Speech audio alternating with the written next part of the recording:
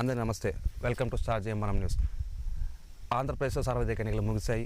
వారు వన్ సైడ్గా తెలుగుదేశం పార్టీ అఖండ విజయం సాధించి దాంతోపాటు జనసేన బీజేపీ పొత్తు కూడా చాలా ఫలించింది. ఈ దశలో వైఎస్ఆర్ కాంగ్రెస్ పార్టీ వైనాట్ 175 నినాదం ఏమైంది, ఎందుకు ఓడిపోయేదానికి కారణం ఏంటో ఆ ఎన్కౌంటర్ తెలుసుకోవడానికి శ్రీ సత్యసాయి జిల్లా పరిగి మండల వైసీపీ నాయకులు మారుతిరెడ్డి గారు మనతో ఉన్నారు. నమస్కారం అండి మారుతిరెడ్డి గారు. నమస్కారం అండి. Welcome to star JMRM news అండి. ఓకే, ముందుగా మనం ఇంటర్వ్యూ స్టార్ట్ చేసే ముందు మీ అమ్మ నాన్న గురించి మీ బ్యాక్గ్రౌండ్ చెప్తారా మాకు? నేను మామూలుగానే రైతు కుటుంబంలో పుట్టినాను. ఓకే. మాది మోదా పంచాయతీ చెర్లోపల్లి. అమ్మ హనుమంతరెడ్డి, ఆయన అంజినమ్మ హనుమంతరెడ్డి. అక్కోళ్ళు ముగ్గురు.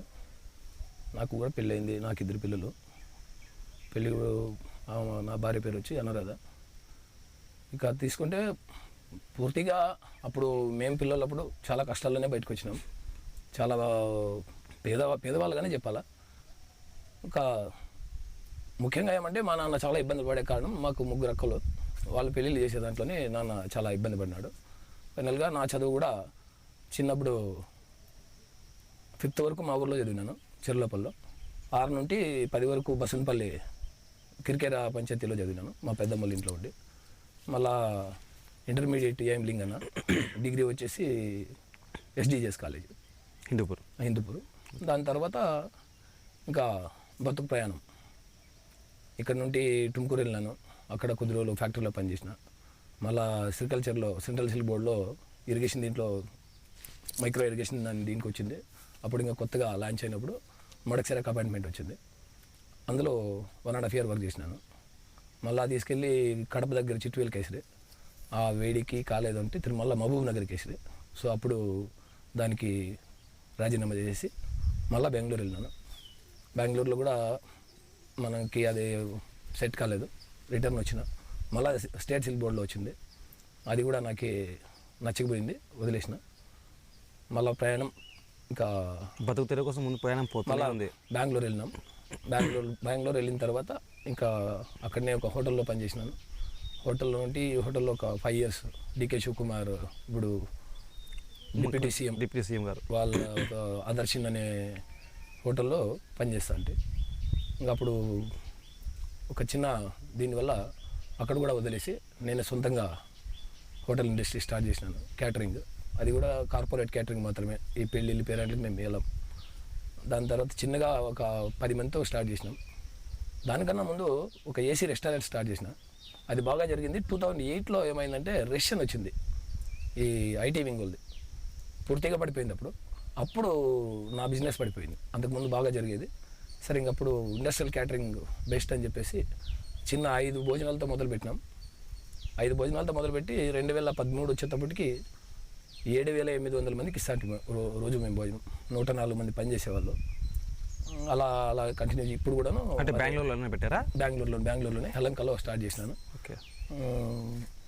ఇంకా ఈ రాజకీయాల పర్యవసానం బిజినెస్ దగ్గరగా ఉండాలని గౌరీ బిజినెస్ ఇండస్ట్రీలకు కూడా దాన్ని షిఫ్ట్ చేయాల్సి వచ్చింది. అంత పెద్ద బిజినెస్ని అక్కడ వదిలేసి రాజకీయాల కోసమే ఇక్కడ వచ్చి సెటిల్ అయినట్లు అయిపోయింది. అంటే హోటల్లో పనిచేస్తున్నాం అని చెప్పారు కదా, అంటే హోటల్లో వెళ్ళి పనిచేయడం అంటే సరఫరా చేస్తుండే వల్ల, సప్లైర్గా చేస్తుండే వాళ్ళు ఏ విధంగా చేస్తూ ఉంటారు? నేను హోటల్లో పనికి జాయిన్ అయింది వచ్చేసి కిచెన్ సూపర్వైజర్గా. అంటే వాషింగ్ ఎలా చేయాలా, మన టైంకి ప్రొడక్షన్ ఎట్లా ఇవ్వాలా, వంట బాగా చేయడం ఏంటి లేదు. ఇక్కడ చిన్న హోటల్ కాదు, అది 3 star కేటగిరీ హోటల్ కాబట్టి కేఓటీ ఉంటుంది, ఎఫ్ఎండ్బి సర్వీస్ వేరే ఉంటుంది, ఎఫ్ఎండ్బి ప్రొడక్షన్ వేరే ఉంటుంది, హౌస్ కీపింగ్ వేరే ఉంటుంది. ఓకే. డిఫరెంట్ ఇవి ఉంటాయి. రూమ్స్ కూడాను 3 రకాల రూమ్స్ ఉంటాయి. పొద్దునే వచ్చేటప్పుడు ఏమవుతుందంటే కాంప్లిమెంటరీ బ్రేక్ఫాస్ట్ అంటాము, ఏపీ ప్లాన్ అంటాము, సిపి ప్లాన్ అంటాము. అది కామన్ ప్లాన్ అయితే బ్రేక్ఫాస్ట్ ఏమీ ఉండదు, వాళ్ళు కొనుక్కొని తినలా. అమెరికన్ ప్లాన్ అయితే బ్రేక్ఫాస్ట్, కాంటినెంటల్ బ్రేక్ఫాస్ట్ ఫ్రీగా ఇచ్చేవాళ్ళు. అదంతా ఎంతమంది ఉన్నారో, పొద్దున్నే మనం ఎంతమందికి రెడీ చేయాలా, ఆ జవాబుదారీని, ఆ పనులన్నీ నేను చూసేవాడిని. ఓకే. అయితే బతుకు తెరువు కోసం ఇంకొక ఇన్సిడెంట్ జరిగింది. యాక్చువల్గా నేను పోయింది హోటల్లో సూపర్వైజర్గా పోయినా. ఒక 1 yearలోనే ఆ టోటల్ పర్చేజ్ డిపార్ట్మెంట్ కానీ, మార్కెటింగ్ డిపార్ట్మెంట్ కానీ, మార్కెటింగ్ అంతా పరిచయం తెలిసిపోయింది ఏంటి అని. లేదు.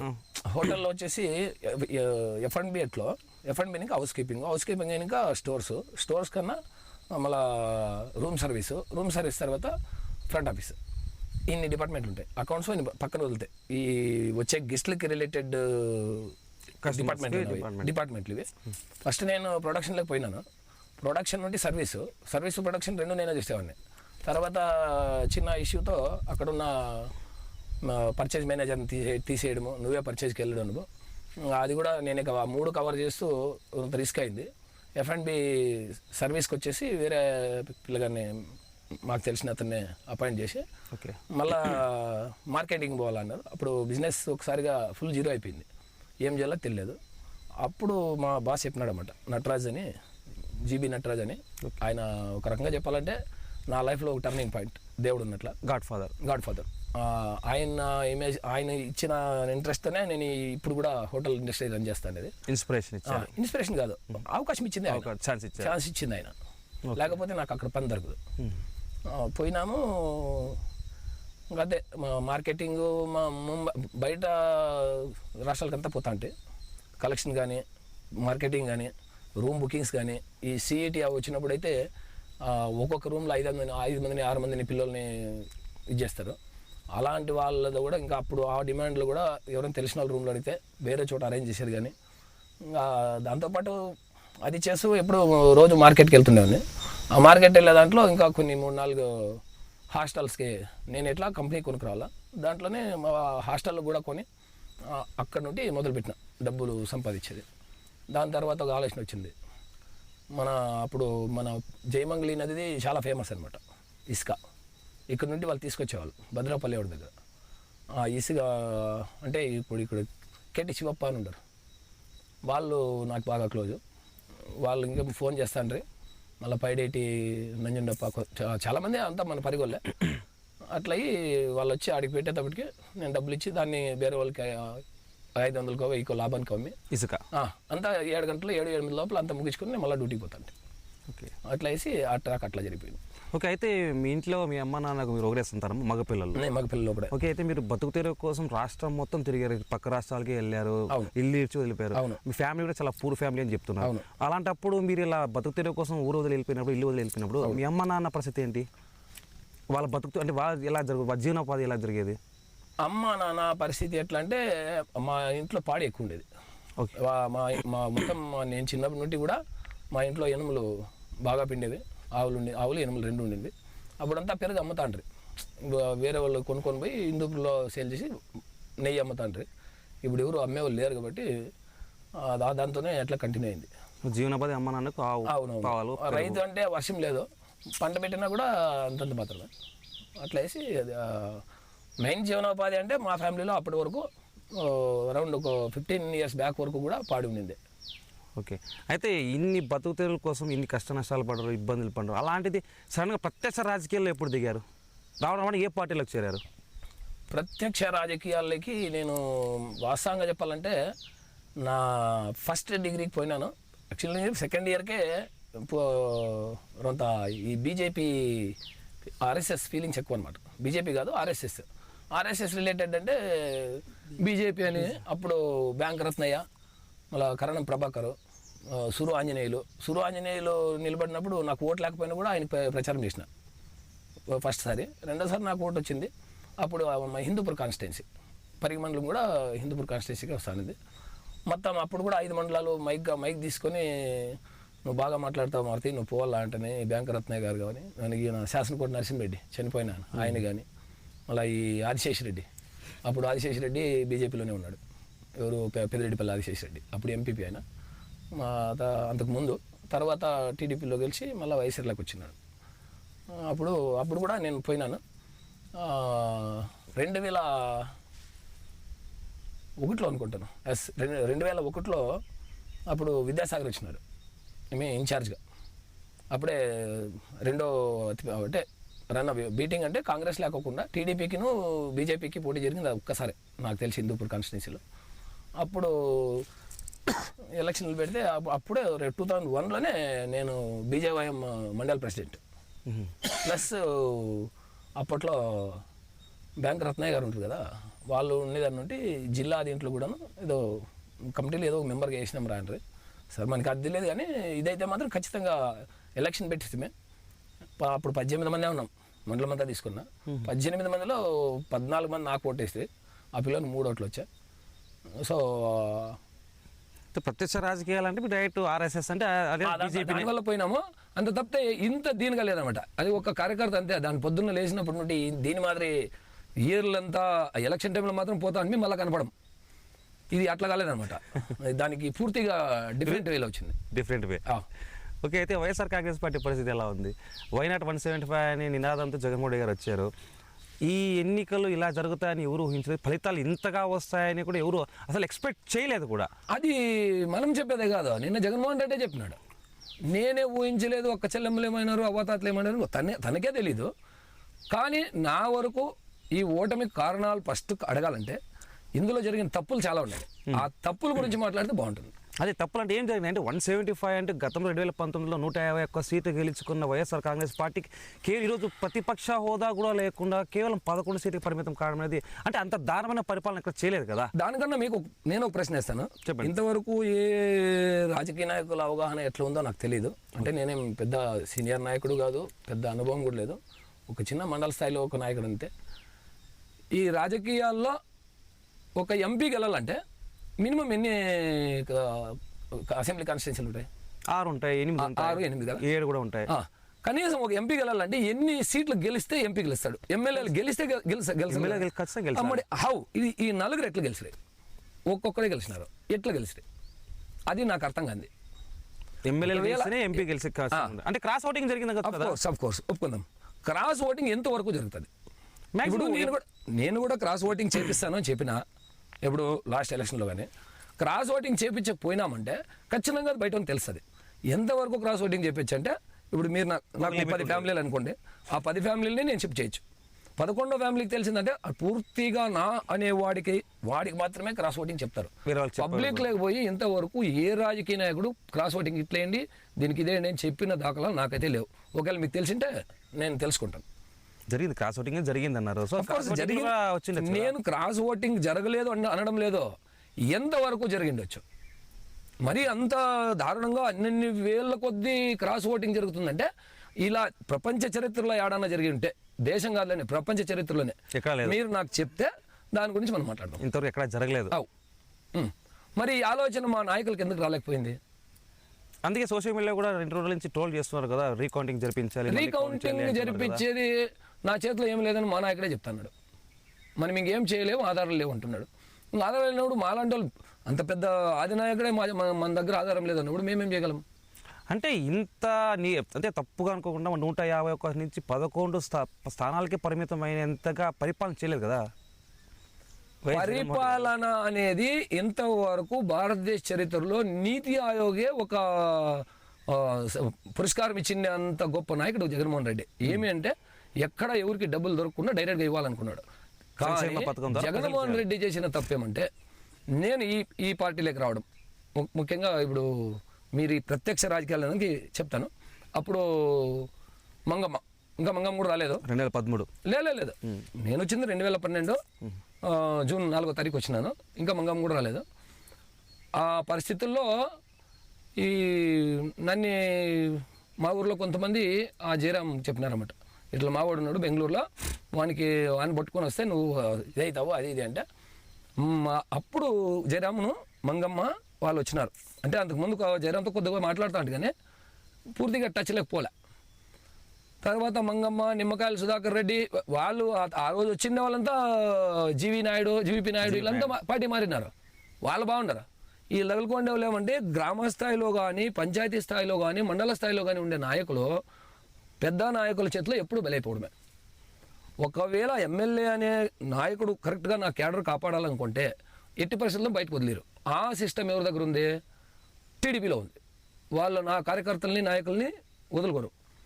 ఇది కాంగ్రెస్ దిబ్బుద్ది అనమాట. ఇదంతా మదర్ అదే కాబట్టి కాంగ్రెస్ క్వాలిటీస్ అదే సేమ్ ప్లే అవుతుండే వైసీపీలో జరుగుతుంది. ఇంక మా జగన్ రెడ్డి ప్రాబ్లం అంటే, మా జగన్ రెడ్డి ఫస్ట్ వచ్చినప్పుడు ఎవరికి ఏం డబ్బులు ఇలా, ఒక్క కూలిపోయేవాడు కూడా జగన్ కోటేయండి అని చెప్పి వానికి ఆటో ఛార్జ్ ఇచ్చిండేది నేను చూసిన. మా జగన్ రెడ్డి కోటేయండి అంటే ఆడ రెడ్డి కమ్యూనిటీ అని కాదు, అసలు దేనికి సంబంధం లేకుండా. కారణం ఏమంటే ఒక్క రాజశేఖర రెడ్డి. రాజశేఖర రెడ్డిని చూసే అప్పుడు కూడా మనకి 63 వచ్చినాయి. లేకపోతే నువ్వెవరా ఇప్పుడు నేను నీ పేరు చెప్పుకొని పోతే నేను వైసీపీ అని చెప్తే తప్ప ఓ మారుతిరెడ్డప్ప అంటారు. నేను ఊరికే పోతే వైసీపీ కాదని పోతే నువ్వు కూడా పోరా అంటారు. అది ఒక బ్రాండ్, అది పార్టీకి వచ్చేది. అది ఆ పార్టీ బ్రాండ్ కాకుండా అంత పర్సనల్ నేమ్ ఇమేజ్ సంపాదించింది ఏకైక నాయకుడు అంటే ఒక్క రాజశేఖర రెడ్డి. మన ఇండియా చరిత్రలో తీసుకుంటే దాని తర్వాత ఏమన్నా వేరే వాళ్ళు ఏమన్నా ఉండారేమో తెలియదు కానీ అలా ఆ ప్రకారం వస్తే ఇంకా నితీష్ కుమారో బిజు పట్నాయకో నవీన్ పట్నాయకో ఇట్లా వాళ్ళ పేర్లు చెప్పాల్సి వస్తుంది. ఇంకా అంతకన్నా పెద్ద నాయకుడు నాకైతే కనపడలే. సేమ్ టైం ఏమంటే వాళ్ళకి రాజశేఖర రెడ్డి డిఫరెన్స్ ఏమే, ప్రతిదీ కూడాను చెప్పింది చేసినట్లు కాకోకుండా ఏ ఒక్కరిని కూడా వదిలిపెట్టలేను. చిన్న కార్యకర్త నుండి పెద్ద నాయకుని వరకు కూడాను మేనేజ్ చేసినాడు. దానివల్ల ఆయన సక్సెస్ అయిపోయినాడు.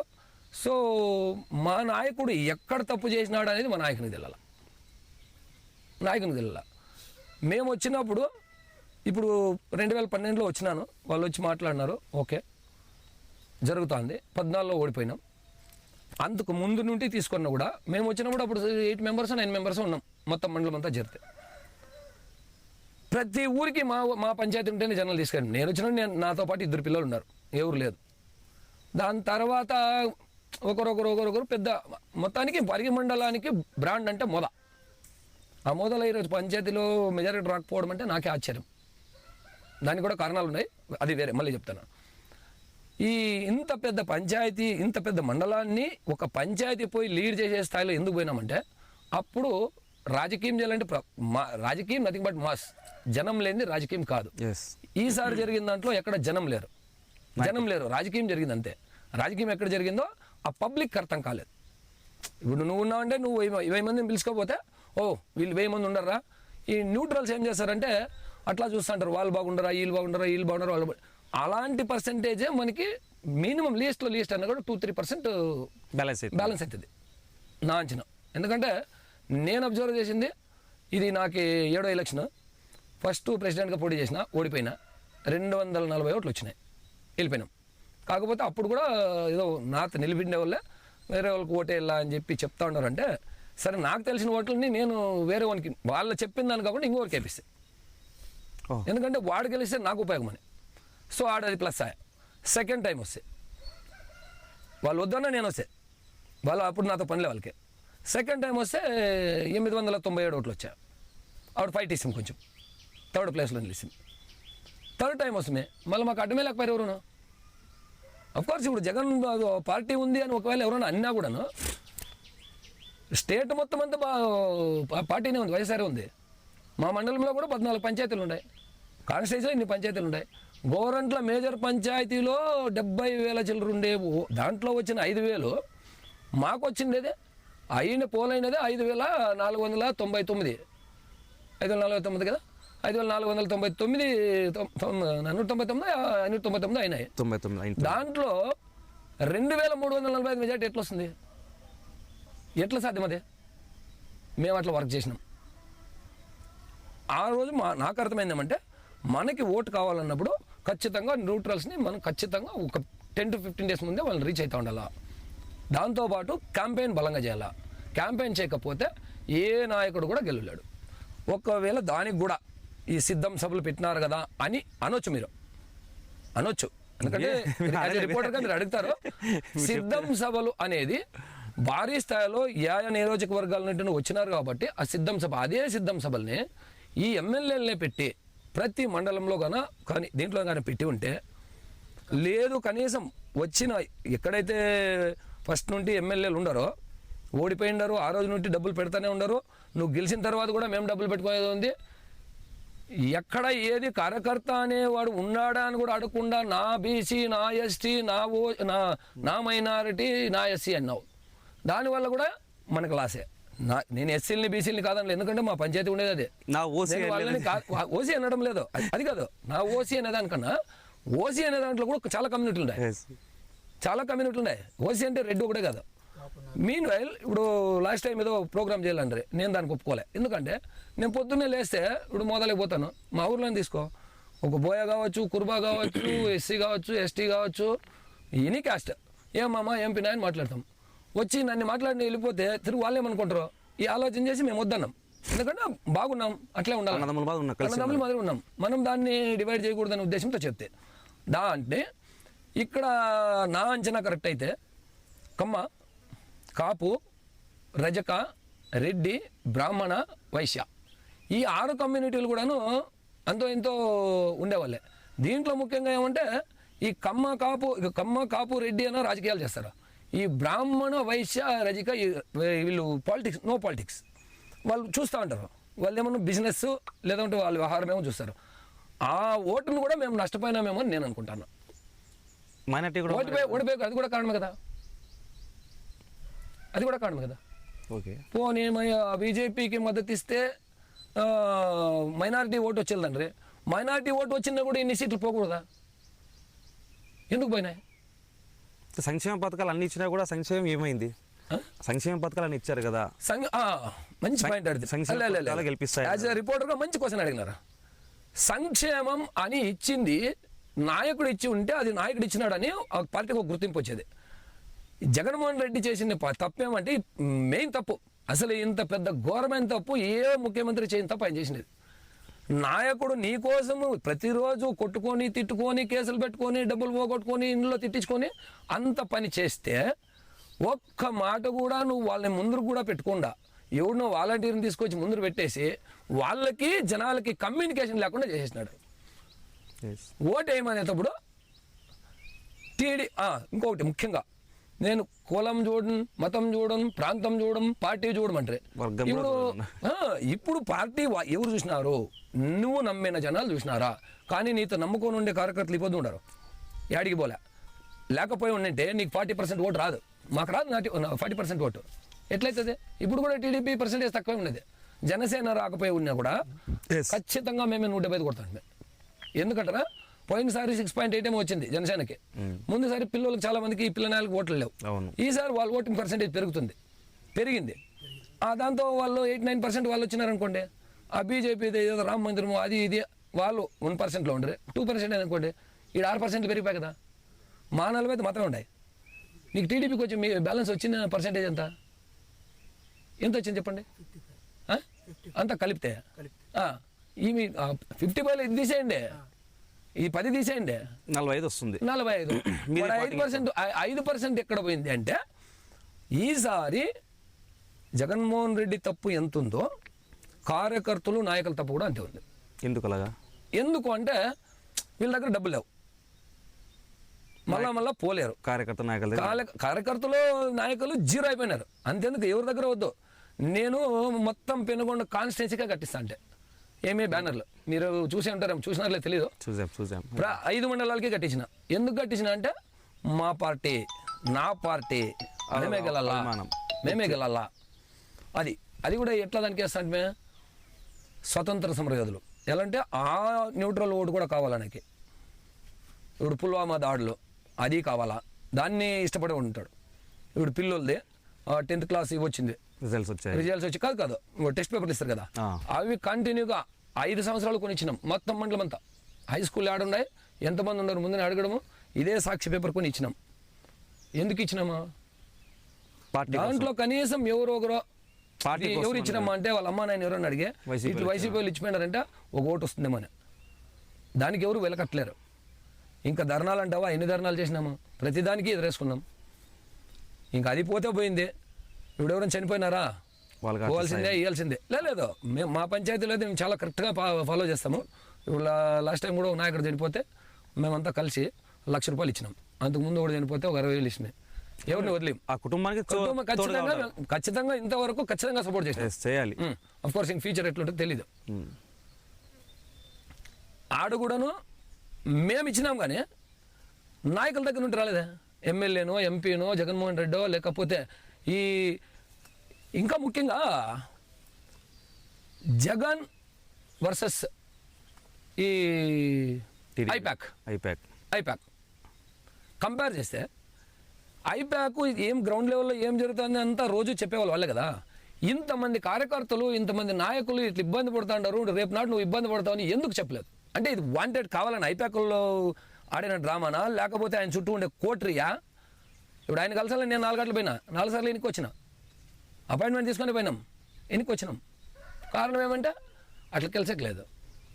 కలిసేకి లేదు అంటే వేరేవాడు కూడా కలగకూడదు. అంటే అపాయింట్మెంట్ ఇచ్చిన తర్వాత కూడా కలిసేకి నేను పోయినా నాతో కాలే, నేను లోటస్ పండు పోయినా, లోటస్ పండులో ఉన్నట్లే పోయినా, ఇంకా గిల్లు ఉన్నట్లే పోయినా, ఎక్కడ ప్రాబ్లం ఉంది అని గెలిచిన తర్వాత కూడా పోయినా. ఇప్పుడు లోకల్ నాయకుల్ని ఎవరు కలనిచ్చేదంటే నా అంచనా కరెక్ట్ అయితే ఇప్పుడు ఒక ఎమ్మెల్యేకి క్యాండిడేట్కి సరిపోలేదు అనుకోండి, వాడు పోయా అంటే వీడు ఏం చెప్తాడో అని అక్కడ ఉండే ఓఎస్డీతో ఉంటే ఎనికి పంపిస్తారు. నా ఎక్స్పీరియన్స్ అది. ఓఎస్డీ తగ్గుంటే ఇక చిన్న స్థాయి నాయకుడు ఏం చేస్తారు చెప్పండి, ఎనికి వస్తాడు, అలాంటికి ఆగిపోతుంది అంతే. అంటే విషయాన్ని ఖచ్చితంగా ఆయన దగ్గర వరకు ఆది నాయకత్వానికి చేరవేసే క్రమంలో పూర్తిగా ఫెయిల్ అయింది. ఐపాక్ కావచ్చు, లేదంటే ఇక్కడున్న ఎవరైతే మీడియా సంస్థలు కావచ్చు. ఇప్పుడు సాక్షిలోనే యాదో ఒకటి వేయచ్చు అంటే అడుక్కుని వేయట్లేదు, చేసినా వాళ్ళు నమ్ముస్తారు. అట్లా కూడా చేరకుండా పోవచ్చు. ఎవరైనా ఎదురు మాట్లాడేకి సొంత పార్టీనే, మమ్మల్ని మేము తిట్టుకోలేము కదా. ఒక ప్రెస్ మీట్ పెట్టి ఇట్లా అయింది అని చెప్పేది ఒక సెకండే, బట్ పార్టీ ఇమేజ్ వెళ్ళిపోతుంది. అందరూ అట్లే భరిస్తూ ఉన్నారు అంతే. అంటే గతంలో ఎప్పుడు జరిగినంత ఓటింగ్ ఈసారి చాలా జరిగింది, అంత ఆషామాషిగా కాదు. దీన్ని చాలా మంది మే 13 జరిగిన ఎలక్షన్ రోజున ఆ రోజు ప్రతి ఒక్కరు ఏమన్నారంటే జగన్మోహన్ ఇచ్చిన సంక్షేమం పనిచేసింది, మహిళలు విపరీతంగా వచ్చి ఓటు బ్యాంక్ పెరగడానికి కారణం ఇదే అన్నారు. అందరూ ఆశపడ్డారు. ఖచ్చితంగా ప్రభుత్వ వ్యతిరేకత అని విశ్లేషకులు కూడా చెప్పారు, కొన్ని సోషల్ మీడియాలో కూడా చెప్పారు, కొన్ని సర్వే చేసిన సంస్థలు కూడా చెప్పారు వ్యతిరేకత కనిపిస్తుంది, ప్రభుత్వం వ్యతిరేకత, ఓట్ బ్యాంకింగ్, ప్రభుత్వం పైన సంతోషంతో చేస్తాం కాదు అన్నారు. చాలా మంది నమ్మలేదు. చివరికి ఆరా సంస్థ మస్తాన్ కూడా అని చెప్పారు వైసీపీనే వస్తుంది అని చెప్పారు. కానీ కేకే సర్వే చెప్పారు ఖచ్చితంగా ఇంతే వస్తుంది అని చెప్పారు. కానీ ఫలితాలు వచ్చేసరికి 2 రోజుల క్రితం వచ్చిన ఫలితాలు చూస్తే అందరూ షాకింగ్లో ఉన్నారు. నేను అయితే అంత పెద్ద స్థాయిలో విశ్లేషణ ఇవ్వగలిగే స్థాయి అయితే కాదు నాది. ఓకే. ఎందుకంటే ఇప్పుడు ఆరా మస్తాన్ కావచ్చు, కేకే కావచ్చు, సి ఓటర్ కావచ్చు, వాళ్ళు స్టాఫ్ని పెట్టుకొని మేము మా స్థాయి వరకు మాట్లాడచ్చు అంతే. నా దీని వరకు ఏమేమో కాన్స్టిట్యున్సీ లెవెల్కో లేదు బయట తిరుగుతుంటాం కాబట్టి జిల్లాలో కొన్ని తెలిసిన విషయాలు చెప్పొచ్చు. కానీ పూర్తి రాష్ట్ర స్థాయిని విశ్లేషించే అంత పరిగణితి నాకు లేదు. దాన్ని దయచేసి నన్ను అడగకుండానే బాగుంటుంది. మరి ఐపాక్ గురించి చెప్పారు కదా, ఐపాక్ గురించి అంటే ఐపాక్ డైరెక్ట్ కమ్యూనికేట్ అవుతుంది. నేను ఐపాక్ వాళ్ళనే సుమారుగా ఒక 10 సార్లు తిట్టి పంపించుట. ఓకే, మీరేరా చెడదెంగతాండేది మీరు రా, పార్టీని నాశనం చేసేదే మీరు రా అని కూడా చెప్పి పంపించిన. ఓకే, అయితే వాళ్ళు చెప్పొచ్చు కదా. ఫోన్ మాకు నంబర్ ఏంటంటే వాళ్ళు అదే ఫోను ఇప్పుడు ఫోన్ చేసి ఓటేస్తారా దానికి దీని కానీ ఇట్లా మీరు పని చేయండి అన్నవాడు కూడా నేను తిట్టినా. మీకు సిగ్గాయలేదా? ఇప్పుడు కూడా లీడర్లు ఏ స్థాయిలో ఉండరో ఫస్ట్ కనుక్కోండి, చెప్పండి జగన్ రెడ్డికి, లేదంటే కాంటాక్ట్ చేయండి. నేను శంకరనారాయణ కూడా నేను చాలాసార్లు అడిగినా, నాతో ఒకసారి కల్పించా, నేను జగన్ రెడ్డికి ఏం చెప్పాలో చెప్తాను, 2 నిమిషాలు కడిగేసి వస్తానని చెప్పి శంకరనారాయణ సుమారు సార్లు అడిగిన. ఎమ్మెల్యేలని ఎంపీలని మాట్లాడితే తప్పు. ఎందుకు తెలుసా? జగన్ రెడ్డి ఏం చేస్తానని అందరూ చెప్పేది ఏమంటే ఆయన చెప్పింది వినాలని. ఆయన చెప్పింది విందాం, బట్ ఇప్పుడు నష్టపోయింది నువ్వే కదా. నీతో పాటు ఇంతమంది నమ్మి ఇన్ని సంవత్సరాలు జర్నీ చేసింది మేమంతా నష్టపోతాం కదా. 175 గెలిచే అవకాశాన్ని చేతులా పోగొట్టుకున్నాం. డబ్బులు పోయా, నా డబ్బులు పోయా, గవర్నమెంట్ డబ్బులు పోయా, టైం వేస్ట్ అయ్యా, మొత్తం పరువు పోయా, ఉన్న గౌరవం పోయా. మెయిన్ ఏమంటే ఉన్నది మొత్తం ఊడ్చుకొని వెళ్ళిపారే. ఎవరు కల్లో కూడా ఊహించుండ్రు కదా 11 సీట్లు వస్తాయి, కల్లో కూడా ఊహించిండ్రు. కళలో కాదు కదా, ఎవరు ఊహించిందే ఇది. ఖచ్చితంగా ఇప్పుడు లాస్ట్ టైము ఎవరు తెలుగుదేశం పార్టీ కాదు మార్క్ టీవీ వాళ్ళు వీళ్ళు టీవీ 99 వాళ్ళు వచ్చినాయి ఎలక్షన్ ముందు. సీట్లు తగ్గొచ్చు కానీ మేమే గెలుస్తామని నేనే అన్నా. కారణం ఏమంటే మా పార్టీ పైన మాకు నమ్మకం ఉండే ఉంటుంది. ఖచ్చితంగా సెంట్రల్లో నుంచి ఒత్తిడి ఉంటుందా లేకున్నా స్టేట్లో ఖచ్చితంగా జగన్మోహన్ రెడ్డి గారు ఖచ్చితంగా గెలుస్తారని చాలా సర్వేలు కూడా చెప్పాడు. ఇక్కడ ఇంతవరకు నేను అడిగిన ప్రశ్నకి మీరే ఆన్సర్ చెప్పలేదు. 4 ఎంపీలు గెలిచినాం.